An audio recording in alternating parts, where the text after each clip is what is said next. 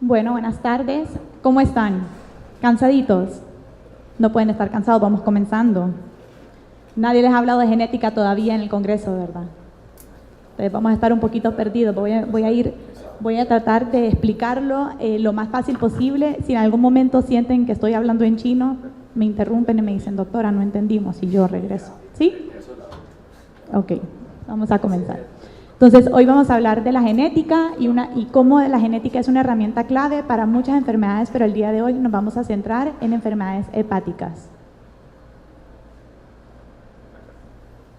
Un poquito lo que vamos a ver, enfermedades genéticas y patrones de herencia. Entonces, voy a empezar hablando un poco en general acerca de cómo la genética nos va a ayudar desde cero y después ya entramos en lo que es las enfermedades hepáticas. Análisis cromosómicos, análisis genéticos moleculares, que son los Next Generation Sequencing, secuenciación Sanger, nomenclatura de variantes, utilidades del diagnóstico genético, genética de enfermedades hepáticas, enfermedad de Wilson, hemocromatosis, déficit de alfa-1 antitripsina, paradigmas futuros, desafíos que tenemos en nuestro país y conclusiones. ¿Sí? Bueno, empezamos hablando acerca de las enfermedades genéticas y sus patrones de herencia. Como saben ustedes, una enfermedad genética, ¿qué es? Es una alteración en nuestro ADN. ¿Y nuestro ADN qué es? Son un montón de instrucciones que nosotros tenemos, desde que estamos en la pancita de mamá, y que esas instrucciones normalmente vienen heredadas 50% de mamá y 50% de papá. El gen, ¿qué son? Los genes son unos, como quien dice, grupos de letras que cada una codifica para una enfermedad en concreto si se llega a alterar. Estos genes vienen heredados tanto de los óvulos y de los espermatozoides, que son los gametos tanto masculinos como femeninos, ¿sí?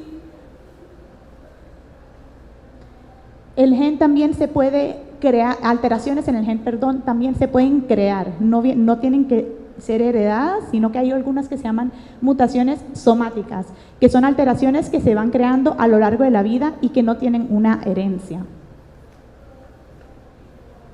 Las enfermedades genéticas las podemos dividir en diferentes categorías. Pueden ser enfermedades genéticas cromosómicas, monogénicas, mitocondriales y hay otras que son poligénicas. Las enfermedades monogénicas, como bien dice mono, son usualmente causadas por un único gen, es decir, un gen alterado va a causar una enfermedad. Y estas suelen tener estos diferentes métodos de transmisión o métodos de herencia. Entonces tenemos autosómico dominante, autosómico recesivo, ligado al cromosoma X, que puede ser dominante o recesivo, y las ligadas al cromosoma Y. Vamos a hablar un poquito más acerca de estos patrones de herencia. Las enfermedades autosómicas dominantes es la presencia de una sola copia del gen alterada, va a causar clínica en el paciente. Estas enfermedades suelen tener una peculiaridad, que es que algunas tienen penetrancias completas o penetrancias incompletas. ¿Qué quiere decir esto? Por ejemplo, si yo tengo una alteración que es dominante en un gen, es decir, en teoría yo debería tener la enfermedad, pero no presento clínica. Eso significa que esa enfermedad o esa mutación en el gen cursa con una penetrancia incompleta. Aún con la mutación, el paciente no tiene clínica, pero la puedo heredar a mi descendencia, ¿sí? Y puede ser que mis hijos tengan la mutación y sí tengan clínica, en ellos sí haya una penetrancia completa. También las enfermedades recesivas. Aquí, ¿qué pasa? Aquí necesitamos que hayan dos hits, dos mutaciones genéticas, pueden ser en el mismo gen o en diferentes genes, pero que causen la misma enfermedad si se alteran. Es condición necesaria tener ambos hits para poder tener la clínica. ¿Qué pasa si solamente tenemos un hit o una mutación en ese gen y la otra no la tenemos? No vamos a tener la enfermedad, vamos a ser considerados portadores sanos de la enfermedad X, ¿verdad? Que la que sea que esté alterada. ¿Esto qué significa? Que si nosotros nos casamos, siendo portadores sanos, nos casamos con una persona que tiene otra HIT, es decir, también es portador sano, nuestros hijos van a tener un 25% de probabilidad de heredar las dos alteraciones y de ahí sí tener la enfermedad. Enfermedades ligadas al cromosoma X, Generalmente son un poco más graves en hombres. ¿Por qué? Porque alguien que me diga, del público, por favor, pierdan la pena, aquí todos estamos para aprender, alguien que me diga por qué piensan que una alteración en el cromosoma X va a ser más grave en hombres que en mujeres. Exacto, exacto. Entonces, en mujeres, ¿qué pasa? Nosotros tenemos 2X. Ocurre algo que se llama la inactivación del X, que es cuando nosotros nacemos y tenemos un X, las mujeres, tenemos un X que igual tiene alguna alteración. Entonces el otro X dice, ah no, vos no vas a funcionar, déjame a mí porque yo estoy sanito. Entonces el X sanito florece. Pero ¿qué pasa con los hombres? Tienen solo un X. Entonces ellos, si ese único X tiene una alteración, pues entonces van a tener una clínica más grave.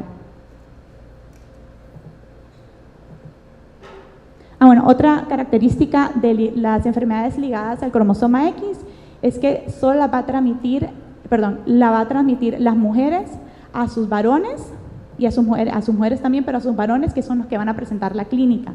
El hombre afectado no lo va a transmitir a ningún varón. ¿Por qué? Porque el hombre a sus varones transmite el Y, no el X. Y el Y no es el de la mutación, es el X. ¿Sí? Enfermedades genéticas, con patrones seguimos, vamos a hablar acerca de las mitocondriales. La herencia mitocondrial, la peculiaridad que tiene es que viene heredada de la mamá. Al comienzo dijimos que el ADN era 50% lo que venía de mamá y 50% lo que venía de papá. Pero les mentí, realmente nosotros damos más que los hombres. Así es, como siempre. La mitocondria la hereda la madre, es una herencia materna. ¿Sí? Entonces, si hay una enfermedad mitocondrial que se diagnostica, sabemos que es por una herencia materna.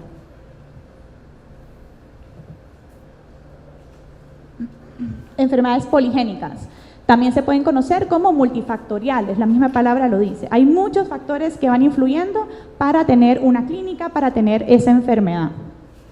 Esto, por ejemplo, la Alzheimer, Parkinson, todo eso, hipertensión arterial, todas esas enfermedades que igual, porque subió de peso, hay una obesidad, tal cosa, pero si a eso le añadimos también una predisposición genética, es decir, una alteración en el ADN que predisponga esta enfermedad, pues entonces es un factor más a esa enfermedad multifactorial, ¿verdad?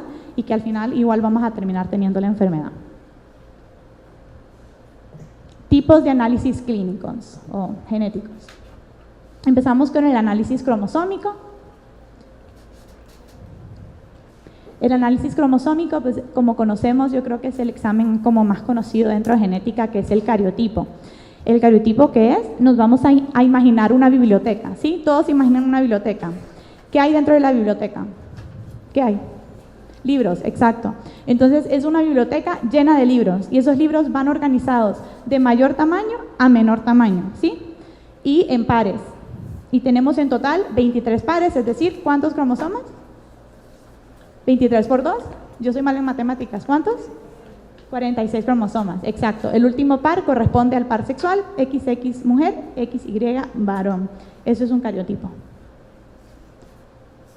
¿Qué es un array? Un array es como quien dice un cariotipo molecular, hecho con otra técnica, pero siempre revisando los 46 cromosomas y buscando si falta o sobra material genético, ¿sí? Es decir, de lesiones o duplicaciones, ¿ok?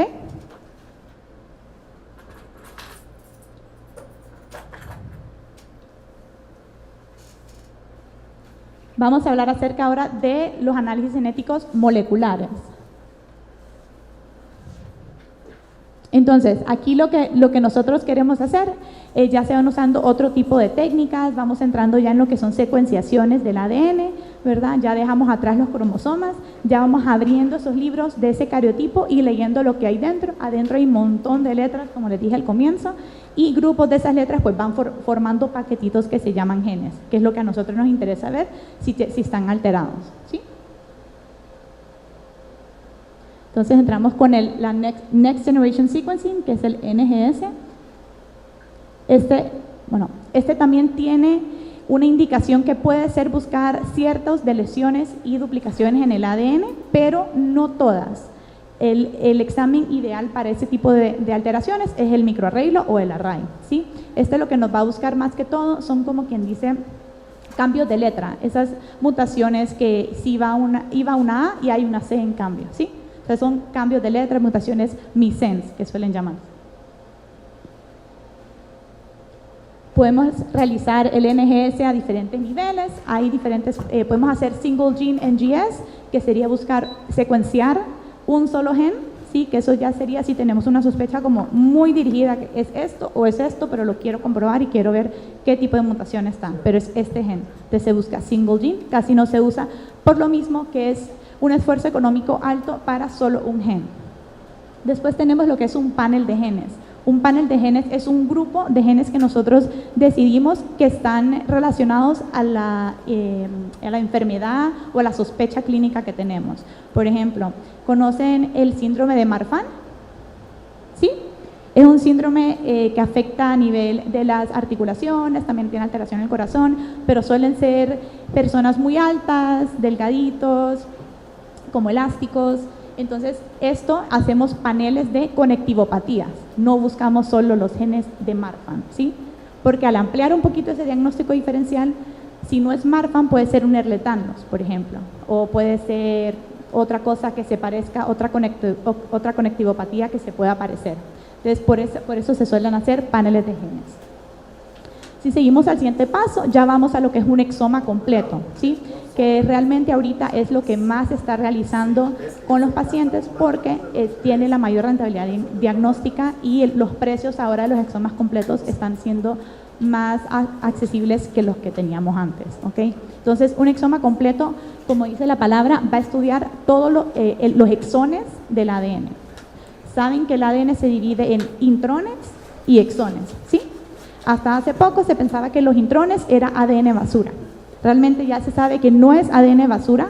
Sabemos que hay genes que al ser alterados, sí codifican para alguna enfermedad, ¿ok? Entonces, solo va a estudiar los exones, que es la parte codificante del ADN.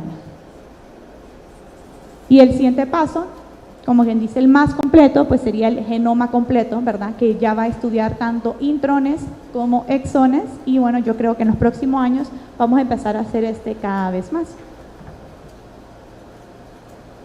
Secuenciación Sanger, esta es una secuenciación que ya no utiliza la misma tecnología del NGS, pero se sigue teniendo su utilidad porque se suele usar para, por ejemplo, pacientes que necesitamos hacer una segregación familiar. Una segregación familiar es buscar en mamá y papá esa alteración que encontramos en el hijo para ver si segregan en la familia, ¿ok? Y eso nos da datos en cuanto a si lo que encontramos realmente tiene un valor diagnóstico o no. Ok, nomenclatura de variantes. Esta parte la vamos a ver por encima, pero creo que es interesante que sepan los tipos de resultados que podemos obtener con estos exámenes genéticos. Entonces, sí, podemos tener resultados a grandes rasgos positivos y negativos, ¿sí? Un resultado negativo, pues es normal, con la técnica que realizamos, no se encontró nada que explique la clínica con la cual se mandó el examen, ¿ok? ¿Qué significa eso? Pues significa que no hay nada genético, no, significa que de igual manera hay que buscar otro examen igual que nos explique o que pueda explicar la clínica, ¿verdad? Un examen negativo no significa que la persona no tiene nada, probablemente significa que haya que hacer algo más. Pero cuando sale positivo, ¿qué pasa? Ese resultado positivo se puede, como quien dice, clasificar. Entonces las diferentes clasificaciones son las que vamos a ver ahorita. Tenemos la clasificación de patogénica y probablemente patogénica. Esto significa que la mutación en el gen que se encontró es causante de enfermedad y además se relaciona con la clínica del paciente. O sea que tenemos el diagnóstico. Después tenemos una que todo el mundo odia. Esto es lo peor que puede salir porque estas variantes realmente pues son variantes, como dice ahí, de significado incierto. Esto quiere decir que en la literatura no hay suficiente evidencia clínica como para determinar si esa variante causa enfermedad o no causa enfermedad, ¿sí? Es como decirle al paciente, hicimos un examen carísimo y no sabemos qué pasa. No tenemos ni idea de esto, ni idea, nadie sabe nada. Eso es muy frustrante para todos. Entonces, gracias a Dios, pues tenemos herramientas para poder terminar de ver si esta alteración causa o no causa valga la redundancia, una alteración lo suficiente significativamente en la proteína para dañar la función de la misma y causar la enfermedad. Se deberían de hacer las dos cosas. Y un estudio in silico, que ya es un estudio bioinformático con herramientas bioinformáticas, se hace en la computadora para terminar de ver esa mutación, cómo altera la proteína. Después tenemos probablemente benigna y benigna, que esto es sinónimo de un resultado negativo. ¿Sí? Se hizo algo, la alteración que se encontró en el ADN no causa enfermedad, posiblemente es un polimorfismo.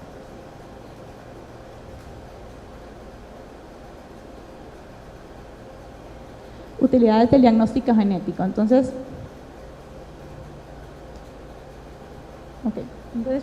¿por qué es importante encontrar un diagnóstico genético? Nosotros le llamamos pues, diagnóstico de precisión.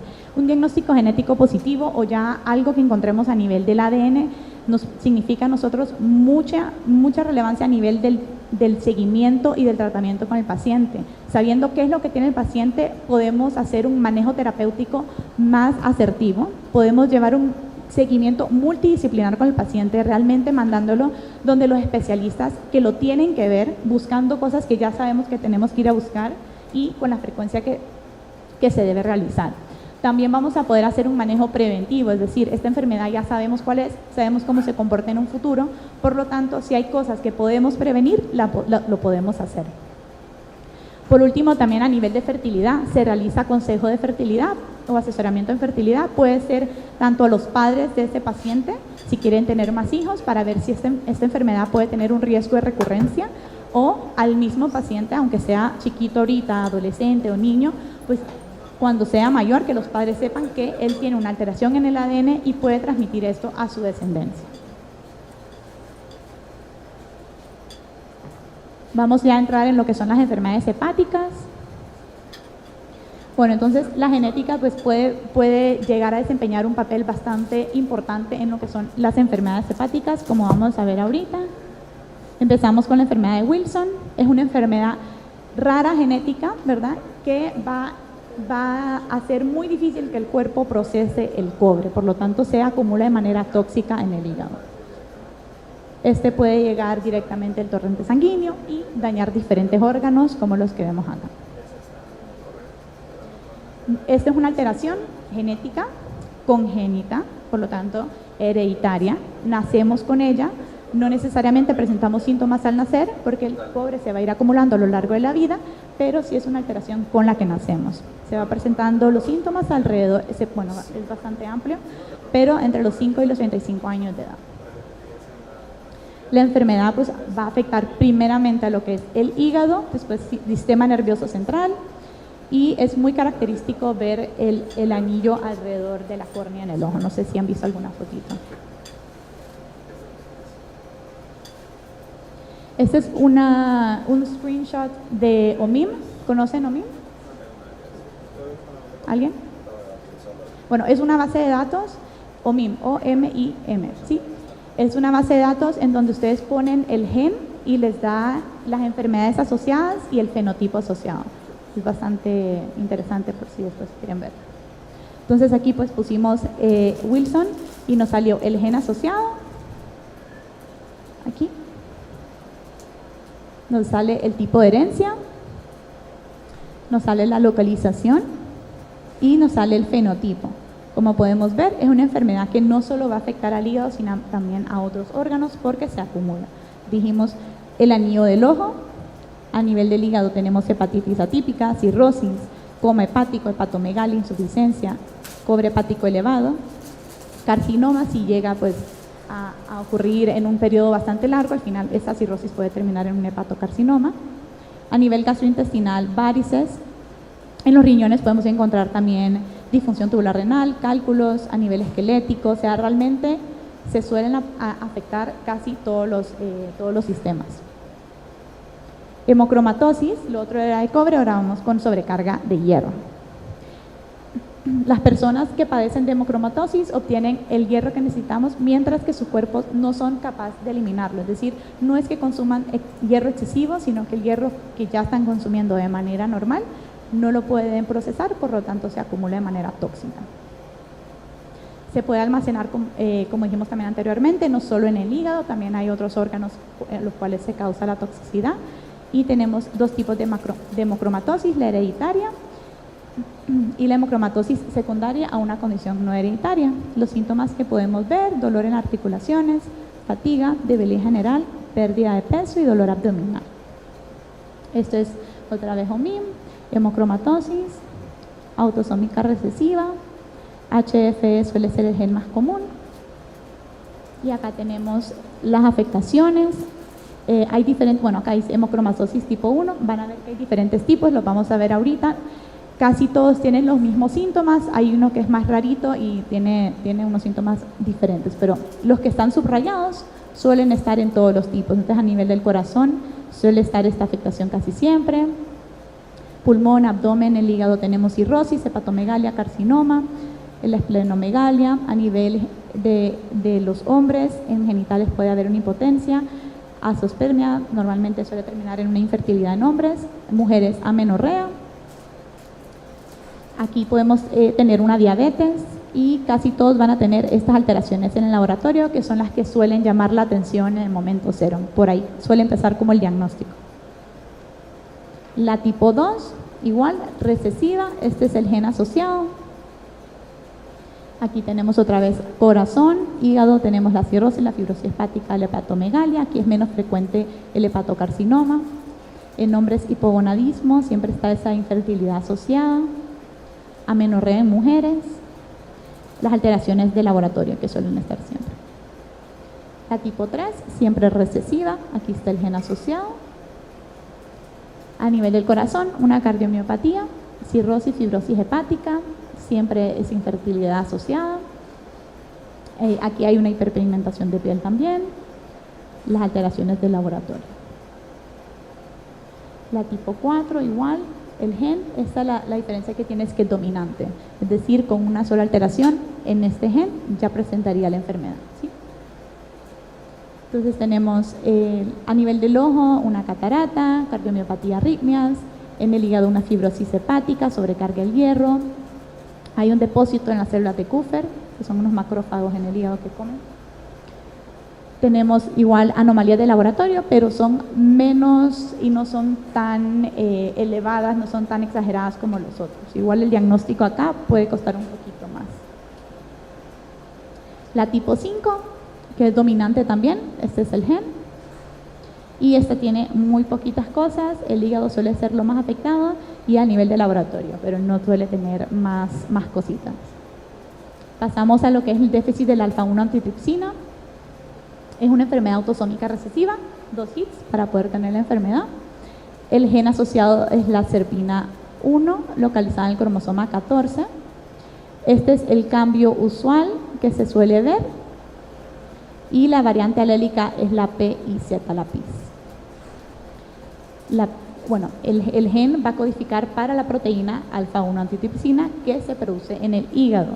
Lo que pasa aquí es que formas no funcionantes de esta proteína no logran salir del hígado, por lo tanto se acumulan y causan una toxicidad hepática.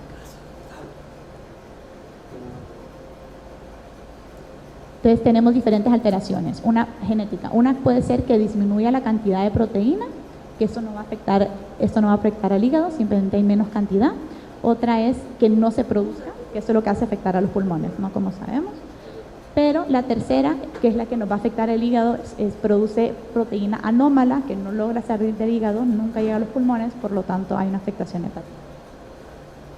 La variante más severa es la PIZ con doble Z y se ha observado en pacientes en heterocigosis y afectados por otra enfermedad hepática una asociación con estadios avanzados de fibrosis y de cirrosis. También se ha visto que puede ocasionar una hipertensión portal en pacientes. Aquí se suele hacer un estudio genético, se suele analizar el gen o hacer un panel de genes, ¿verdad? Si no está muy clara la sospecha, para poder diagnosticar la enfermedad. Aquí está OMIM otra vez, autosómica recesiva, el gen. Y aquí tenemos pruebas de función hepática normales, inclusiones intracelulares hepáticas, anomalías hepáticas infantiles y puede ser una cirrosis, aunque sea rara. Vamos a hablar acerca del futuro cositas que pueden empezar a salir en los próximos años relacionados con esto. Entonces, factores genéticos en la enfermedad grasa del hígado no alcohólica. Aproximadamente una cuarta parte de la población padece de esta enfermedad y puede provocar cirrosis, cáncer de hígado e insuficiencia hepática. Los familiares de primer grado del paciente tienen un 15% de riesgo de sufrir la enfermedad. Se pensaba que no era hereditaria, se ha encontrado que sí se ha visto una heredabilidad. Hasta ahora, los familiares de primer grado que acompañaban a sus seres queridos con enfermedad hepática para recibir tratamiento médico no sabían que corrían un mayor riesgo de desarrollar ellos mismos fibrosis avanzada. La enfermedad hepática es un asesino silencioso. La mayoría de la gente no sabe que tiene un problema hepático hasta que está avanzado y desarrollado una cirrosis porque no hay síntomas evidentes. El doctor Rick Lumba, que es uno de los investigadores principales en este tipo de ensayos clínicos.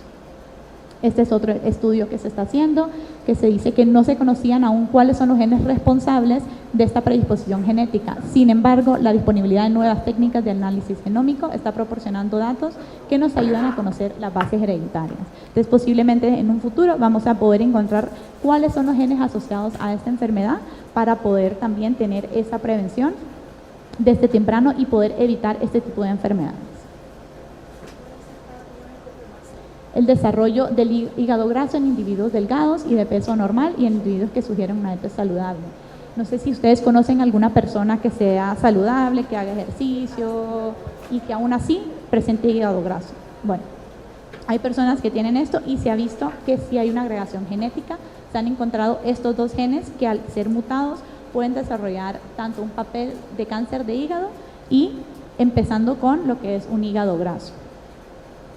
También hay investigaciones que sugieren que la pérdida o mutación de estos genes va a provocar la acumulación de lípidos e inflamación en el hígado. Y esto está ahorita hecho en ratones no obesos alimentados con dieta normal. Entonces son ensayos clínicos que están ahorita sucediendo y que están empezando, pero que realmente pues en un futuro vamos a poder tener esta información y vamos a poder salvar más pacientes y hacer más prevención porque vamos a tener estos genes identificados.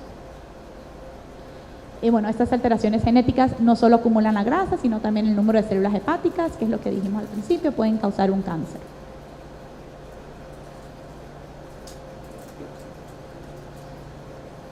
Hepatocarcinoma y genética. Sabemos que el hepatocarcinoma es un tipo de cáncer que tiene la quinta causa de mortalidad en el mundo.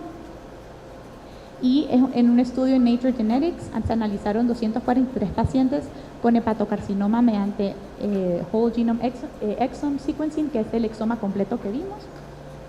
Y se ha visto que se están encontrando firmas genéticas o dianas moleculares para poder en un futuro poder tener esas terapias dirigidas para estos pacientes. Sabemos que pacientes con cáncer, el tumor usualmente presenta mutaciones somáticas que él solo crea para poder sobrevivir. El tumor suele tener su propio ADN y ese ADN, al analizarlo en diferentes pacientes, el ADN de un tumor hepático en diferentes pacientes se puede analizar y encontrar concordancias que al final nos pueden decir, los hepatocarcinomas coinciden en estas alteraciones genéticas, por lo tanto desarrollemos una terapia dirigida a estas alteraciones genéticas y así muchos pacientes en un futuro van a poder beneficiarse y tener un tratamiento dirigido.